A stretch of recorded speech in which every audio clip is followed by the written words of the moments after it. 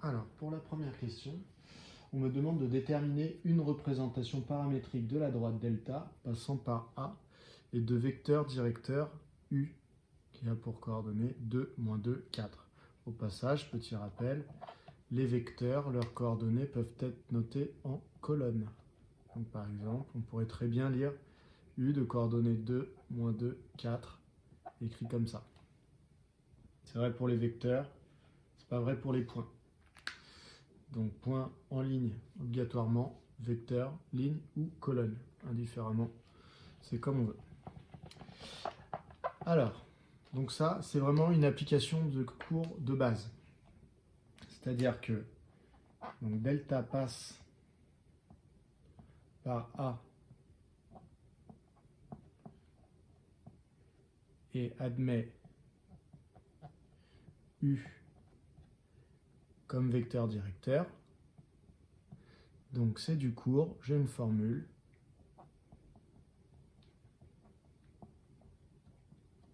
Donc une représentation paramétrique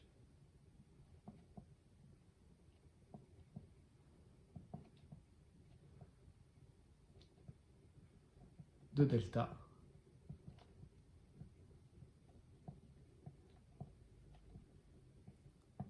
est...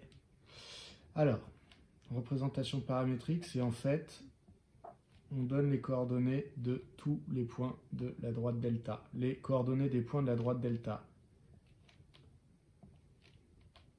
vont être trouvées grâce aux formules. Je recopie en premier les coordonnées du point A. Donc moins 6, 3, 5. À cela, il faut que j'ajoute les coordonnées du vecteur directeur fois le paramètre que j'aurais choisi. Donc, les coordonnées du vecteur directeur, on a 2, on a moins 2. Alors, plus moins 2, je vais écrire directement moins 2, plus 4, et je multiplie par le paramètre. Alors, le paramètre, le premier qu'on choisit généralement, c'est T, mais bon, ça n'a pas, la lettre n'a pas d'importance. Et donc, je vais dire avec T qui décrit l'ensemble des réels. Donc, la représentation paramétrique de delta, c'est ça. Ça veut dire qu'un point de delta doit vérifier, ses coordonnées doivent vérifier les égalités qui sont là pour un même T. Voilà. Voilà pour cette première question. Alors, pour la question B, on me demande de déterminer les coordonnées d'un autre point de delta. Donc pour trouver un autre point de delta, je vais reprendre la représentation paramétrique de delta. Donc je vais dire delta A pour, ou plutôt on va dire, une représentation paramétrique de delta est une représentation paramétrique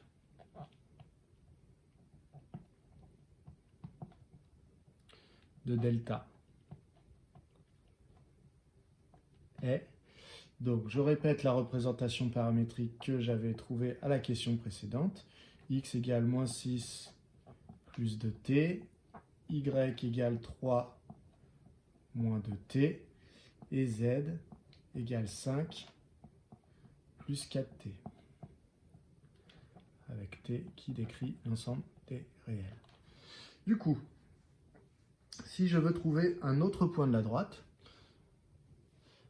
donc autre que A, eh bien, il suffit que je remplace t par une valeur qui ne soit pas 0. En effet, si je remplace t par 0, cela revient à x égale moins 6 plus 2 fois 0, c'est-à-dire x égale moins 6, y sera égal à 3, puisque 2t sera égal à 0, et z sera égal à 5. Donc en fait, ça me donnera exactement les coordonnées du point A, puisque A est mon point de référence finalement pour cette représentation paramétrique que j'ai écrite ici. Donc si je veux un autre point de la droite, il faut que je remplace t par une autre valeur. Donc ça, c'est vous qui choisissez. Vous pouvez prendre t égale 4, t égale 20, t égale pi, t égale moins 30. C'est vraiment la valeur que vous souhaitez. Par contre, ça doit être la même dans les trois équations, bien entendu. Donc bah, moi je vais prendre le plus simple, je vais prendre t égale 1. Donc pour t égale 1, eh bien je vais obtenir x égale moins 6 plus 2 fois 1, y égale 3 moins 2 fois 1, et z égale 5 plus 4 fois 1. Dans ce cas-là, x vaut moins 6 plus 2, donc moins 4.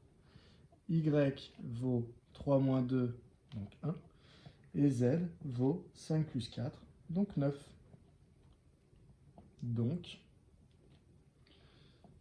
moins 4, 1, 9 sont les coordonnées d'un point de delta autre que A. D'un point de delta distinct de A. Donc la seule valeur que vous ne pouvez pas prendre, car ça vous redonnerait A, c'est t égale 0. Voilà. Dès que vous prenez un autre t, eh bien ça va vous donner un autre point, par exemple moins 4, 1, 9.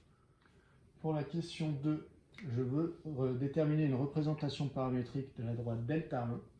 Delta 1, qu'est-ce qu'elle a de particulier? Eh bien, elle passe par B de coordonnées 9, 3, 2. Et elle est parallèle à delta. Alors, donc B, ça va me donner le point de référence par lequel elle passe. Et parallèle à delta, ça va me donner la notion de direction de cette droite. Voilà. Donc j'ai une droite delta, j'ai un point B, je veux déterminer une représentation paramétrique de la droite delta 1 qui va passer par B et qui sera parallèle à delta. Donc, comment je fais ça? Pour écrire une représentation paramétrique d'une droite, normalement il me faut un point de référence, c'est bon, je l'ai, B, mais normalement il me faut un vecteur directeur. Donc là on ne m'a pas donné de vecteur directeur, mais on m'a donné un renseignement, on m'a dit que la droite était parallèle à delta, donc on m'a donné un renseignement sur la direction. Donc, la droite delta, si jamais je connais un vecteur directeur de la droite delta, eh bien obligatoirement, puisque mes deux droites sont parallèles, ce vecteur directeur sera aussi un vecteur directeur de la droite delta 1. Et ça tombe bien, puisque delta, dans la première question, j'avais un vecteur directeur, c'était le vecteur qui s'appelait U, d'accord, et qui avait comme coordonnées 2, moins 2, 4. Donc comme je connais déjà un vecteur directeur de delta, je peux le réutiliser, ce vecteur directeur, pour delta 1, puisque mes droites sont parallèles. Donc c'est ce que je vais faire. Alors, j'ai dit delta 1 passe par B et parallèle à delta. Donc, je vais mettre or U de coordonnées 2, moins 2, 4 et directeur de delta. Donc, U est aussi directeur de delta 1.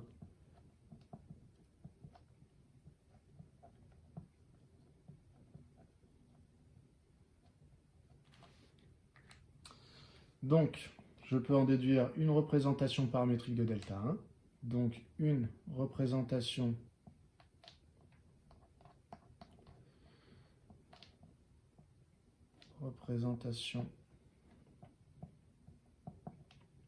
paramétrique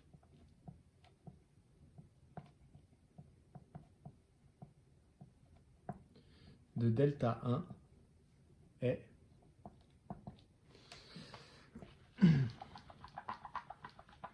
donc x, y Z égale X. Donc, je commence par les coordonnées de mon point de référence pour ma droite delta 1. C'est le point B. 9, 3, 2. À cela, je vais rajouter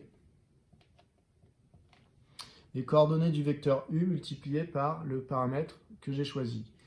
Donc, coordonnées du vecteur U, ça fait 2. Donc, le paramètre T a déjà été pris pour la droite delta. Je vais éviter d'utiliser le même.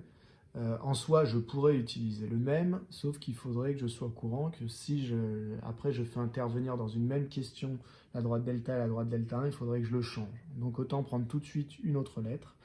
Donc je vais prendre la lettre K. Donc 2K. Ensuite, donc là je dois mettre les coordonnées du vecteur U. Donc 2, moins 4, 4. Si je mets moins 4 plus moins 4, c'est en fait moins 4. Donc ça fait moins 4K. Et dernière coordonnée 4, donc plus 4K. Avec K qui appartient à R. Voilà la représentation paramétrique de ma droite delta 1.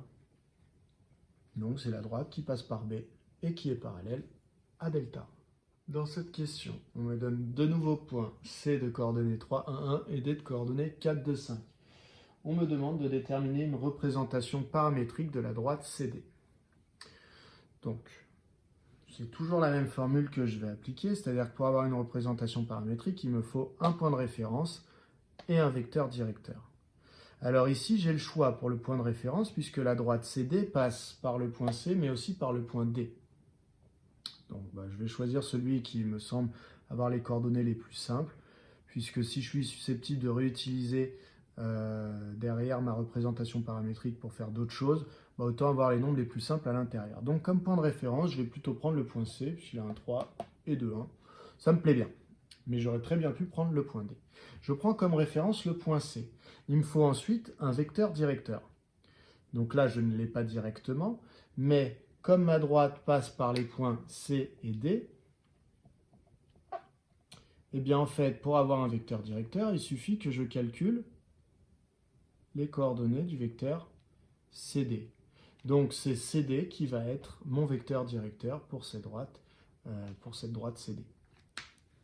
Voilà, donc je vais calculer les coordonnées du vecteur CD, j'aurai donc mon vecteur directeur, et après je pourrai écrire la représentation paramétrique de ma droite.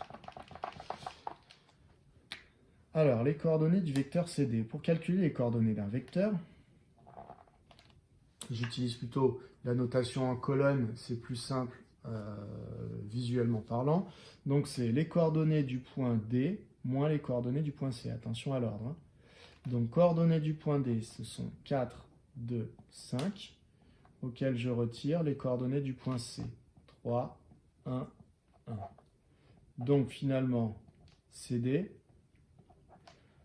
a pour coordonnées 4 moins 3, 1, 2 moins 1, 1, 5 moins 1, 4.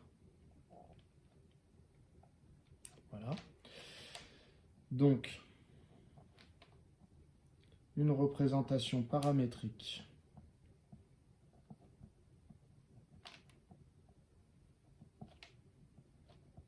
c'est un peu long à écrire à chaque fois,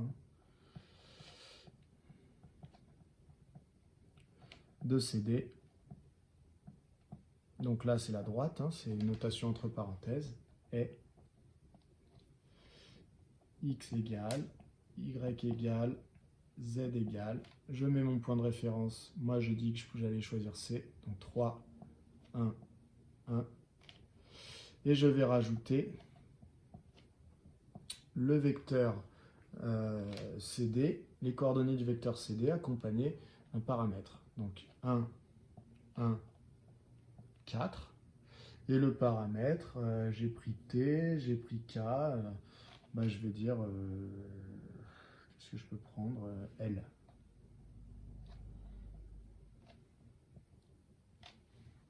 Voilà. Alors, une fois L, je peux très bien écrire du coup 3 plus L, tout simplement. 1 plus L et 1 plus 4L. Avec L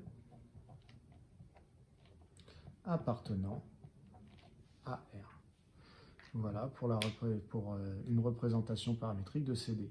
Encore une fois, si vous avez choisi D comme point de référence, à la place de 3, 1, 1, vous aurez 4, 2, 5. Voilà. Comme vecteur directeur, j'ai choisi CD, mais j'aurais pu choisir DC. Dans ce cas-là, ça m'aurait aussi changé mon écriture.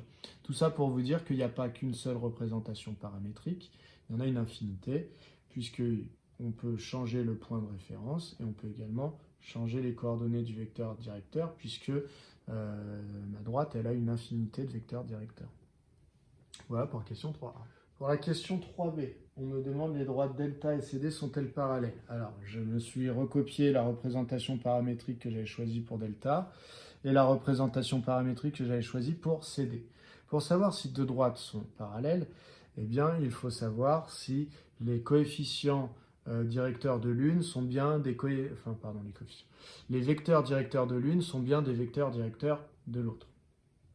Bon, pour savoir ça, eh bien, une méthode relativement simple, c'est si jamais je connais un vecteur directeur de delta et que je connais un vecteur directeur de CD, eh bien, c'est de vérifier si ces deux vecteurs directeurs, en fait, sont collinéaires.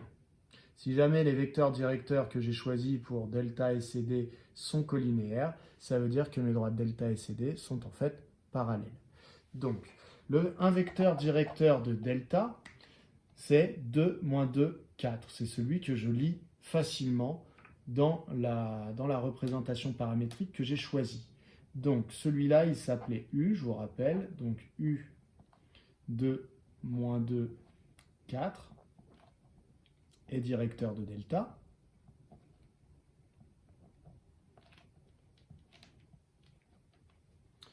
Ensuite, CD, j'avais choisi le vecteur CD. Donc, je le rappelle, hein, CD avait comme coordonnées 1, 1, 4. Je les relis facilement dans la représentation paramétrique que j'ai choisie. Donc, il suffit de vérifier que ces deux vecteurs, donc la question c'est sont-elles parallèles, hein, donc il faudrait savoir si ces deux vecteurs sont collinéaires.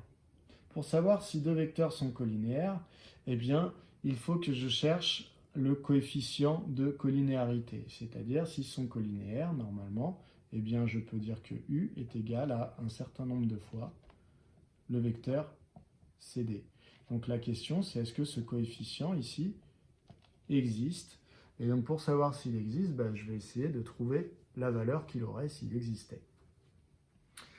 Alors, petite remarque ici, on peut deviner que ces deux vecteurs ne sont pas, on peut observer que ces deux vecteurs ne sont pas collinéaires, puisque regardez ici, on aperçoit la même coordonnée pour Z, or les autres sont différentes. Ce qui veut dire que si je multiplie les coordonnées du vecteur CD pour obtenir celles du vecteur U, par quoi il faut multiplier 4 pour obtenir 4? 1. Pour garder le même nombre, il faut multiplier par 1. Alors si je fais pareil pour les autres coordonnées, je ne retrouverai pas le moins 2 et le 2. Donc ça veut dire que finalement mes vecteurs ne vont pas être collinéaires. Bon, mais je fais la méthode qu'on a vue en cours, au cas où vous ne percutiez pas directement sur ce genre de choses. Donc je vais chercher à savoir si U est égal à K fois CD, qu'est-ce que ça entraînerait sur K? Si U vaut K fois CD, ça veut dire quoi? Ça veut dire que l'abscisse de U vaut K fois l'abscisse de CD. Donc 2 est égal à K fois 1.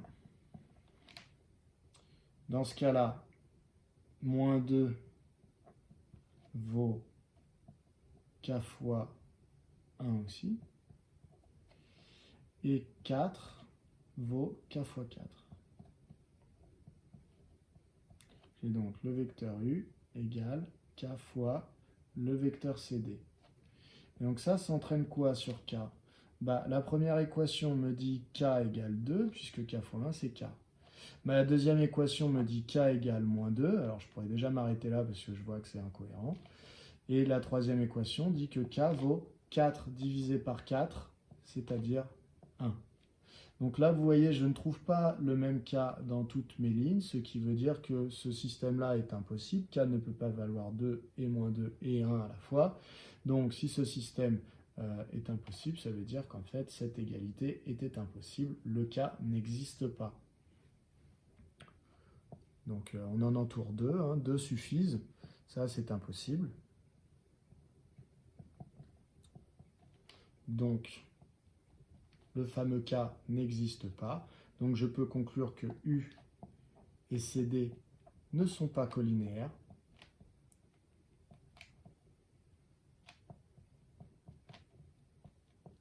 Et s'ils ne sont pas collinéaires, eh bien, les droites delta et CD ne sont pas parallèles. Donc, delta et CD ne sont pas parallèles. Voilà qui vient conclure cette question 3b. Dans cette question, je cherche à savoir si la droite delta et une nouvelle droite qu'on vient d'introduire dans cette question, la droite delta 2, sont séquentes. Donc, pour savoir si elles sont séquentes, en fait, je vais rechercher le ou les éventuels points communs à ces deux droites, c'est-à-dire les points d'intersection. Le point d'intersection, l'éventuel point d'intersection que je recherche, ces coordonnées devraient vérifier du coup le système qui est ici, c'est-à-dire qu'il existe un T normalement pour lequel je dois retrouver ces coordonnées x, y, z, puisqu'il est censé appartenir à delta. Et comme il est censé appartenir également à delta 2, eh bien ces coordonnées x, y, z sont censées vérifier aussi ce système pour un Q bien choisi. Donc, cet éventuel point d'intersection, son x doit à la fois vérifier moins 6 plus 2t et 11 plus 4q.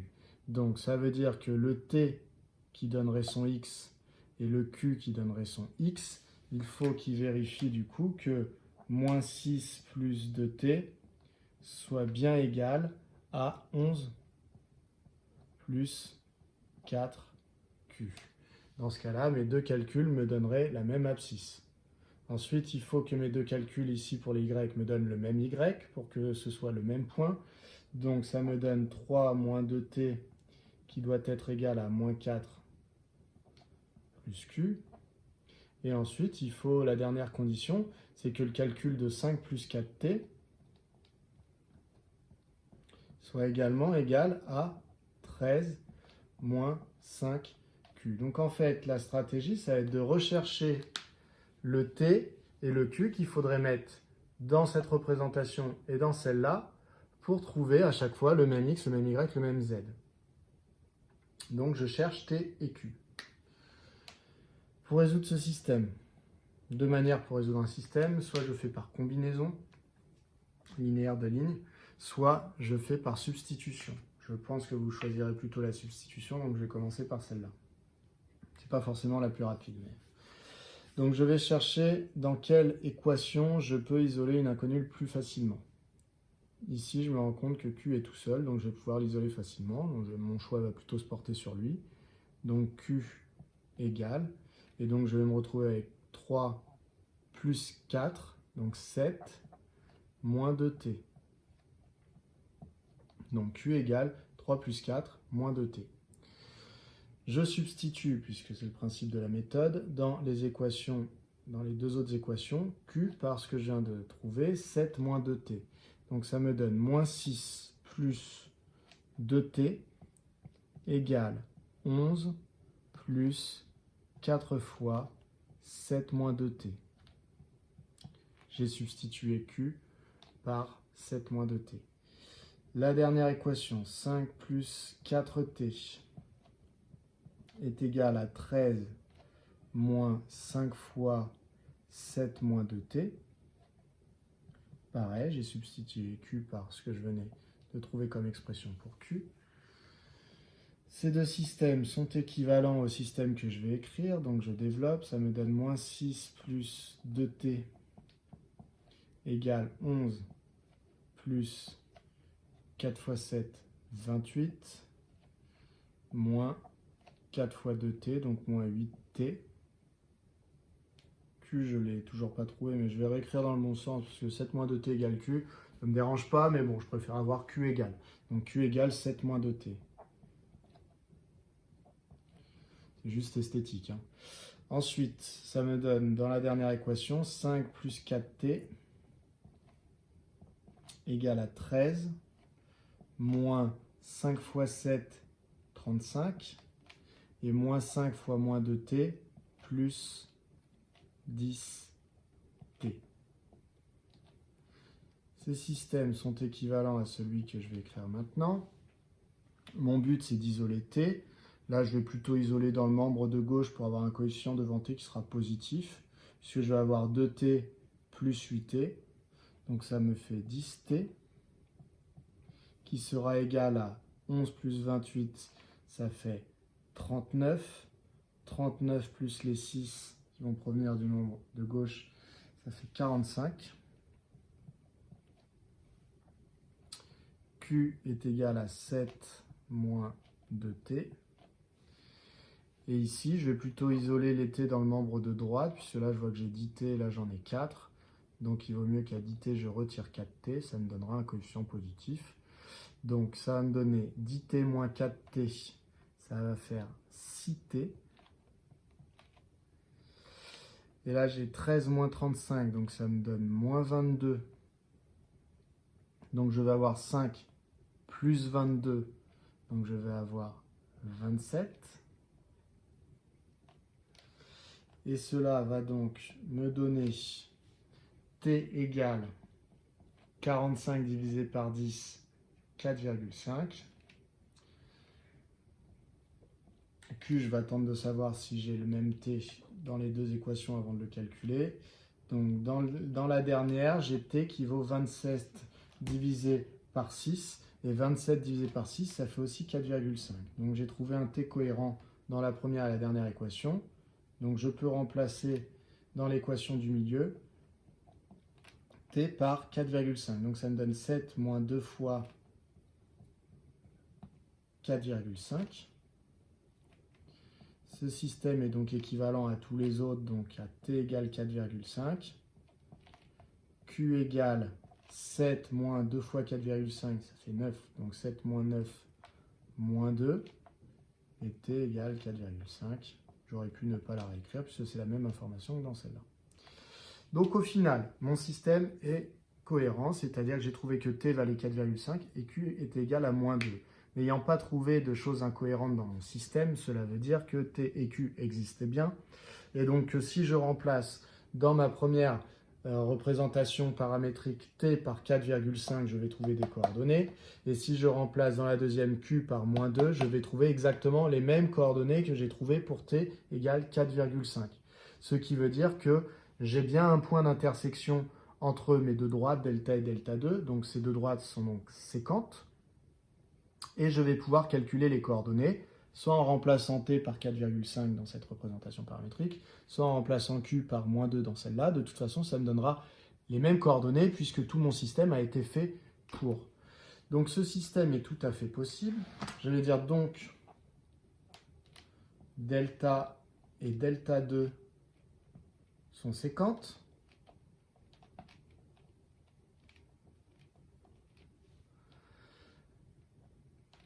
En un point. D'accord, puisqu'il n'y a qu'un seul t par exemple, hein, donc ça me donnera qu'un seul point en remplaçant dans l'équation. En un point de coordonnées. Est-ce que vous voyez toujours quand j'écris? Oui. Alors, x égale, donc après c'est à vous de voir si vous remplacez t par 4,5 ou q par moins 2. Ça va donner les mêmes résultats. Hein. Donc je vais remplacer t par 4,5 dans celle-là. Donc moins 6 plus 2 fois 4,5. Y, ça va être 3 moins 2 fois 4,5. Et Z, ça va être 5 plus 4 fois 4,5.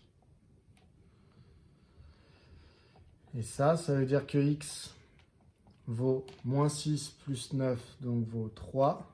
Y vaut 3 moins 9, donc moins 6. Et Z vaut 5 plus 4 fois 4,5, ce qui doit nous faire 23. C'est ça, 23. Donc ça veut dire que les coordonnées du point d'intersection des deux droites sont 3, moins 6, 23. Donc voilà, je vais juste refaire la résolution du système qui est là par la méthode de combinaison. Mais sinon, je vais aller que jusque-là et la conclusion sera exactement la même. Donc là, la suite, c'est juste autre méthode pour trouver T et Q quand j'ai ce système-là. Alors, je vais résoudre ce système par combinaison linéaire de lignes. Je me rends compte que si j'additionne ma première équation avec ma deuxième équation, eh bien, je vais avoir une inconnue qui va disparaître, c'est l'inconnu T. Parce que j'ai 2T et moins 2T. Donc, je vais commencer par faire ça. Je vais faire ligne 1 plus ligne 2. Donc, ligne 1 plus ligne 2, je vais avoir moins 6 plus 3, moins 3. 2T moins 2T, ça fait 0T, égale 11 plus 4, 7. Et 4Q plus Q, 5Q. Hop. Ensuite, du coup, il faut que je recopie l'une des deux équations pour ne pas perdre l'information sur T. C'est celle que je préfère. Je vais recopier, par exemple, peu importe, hein, la deuxième. Allez, ça donne 3 moins 2T égale moins 4 plus Q. La dernière, je la recopie telle qu'elle. J'aurais pu aussi remplacer, mais bon, je vais rester sur une méthode relativement simple.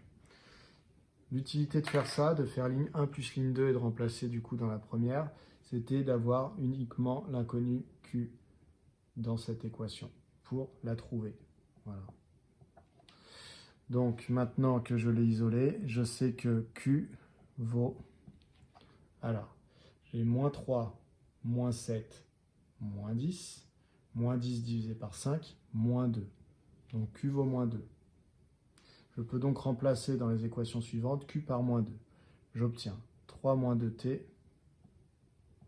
égale moins 4 moins 2. Et 5 plus 4T égale 13 moins 5 fois moins 2. Ces systèmes sont équivalents à celui que je vais écrire maintenant. Donc Q vaut moins 2. Là, il va falloir que j'isole T. Je peux peut-être l'isoler dans le monde de droite. Ou non, allez, je le laisse là. Donc, je vais avoir T égale. Je vais un petit peu vite sur les calculs. Donc, moins 4, moins 2, ça fait moins 6. Moins 3, moins 6, moins 3, ça fera moins 9. Et donc, je vais avoir moins 9 divisé par moins 2. Donc, moins 9 divisé par moins 2, ça fait 4,5. Et en bas, je vais avoir 4T égale, là je vais avoir 13, moins 5 fois moins 2, moins 5 fois moins 2, ça fait 10. Donc 13 plus 10, je suis à 23. 23 plus 5, je vais être à 28. Et donc je vais avoir 28 divisé par 4. Non, je me suis trompé quelque part. Oui, donc, vous voyez, à vouloir aller trop vite. Donc 13 plus 10, là 23. 23. Seulement là, ça va me donner moins 5. Donc 23 moins 5, 18. 18. Et si je divise 18 par 4, là ça devrait être bon. Ça me donne 4,5. Donc je trouve également T égale 4,5 dans la dernière équation. Voilà avec la méthode de combinaison. Je suis allé un peu plus vite sur les calculs à la fin hein, parce que j'avais déjà beaucoup calculé avant. Voilà pour cette question 4A. Alors je vais traiter la question 4B directement. Dans la question 4B, on me demandait les droites delta et delta 2 sont-elles coplanaires? Donc petit rappel de cours. Donc deux droites sont coplanaires si et seulement si elles sont parallèles ou séquentes. Là, dans le cas présent, on a prouvé qu'elles étaient séquentes. Donc ça veut dire qu'elles sont coplanaires. Donc delta et delta 2 sont coplanaires car séquentes.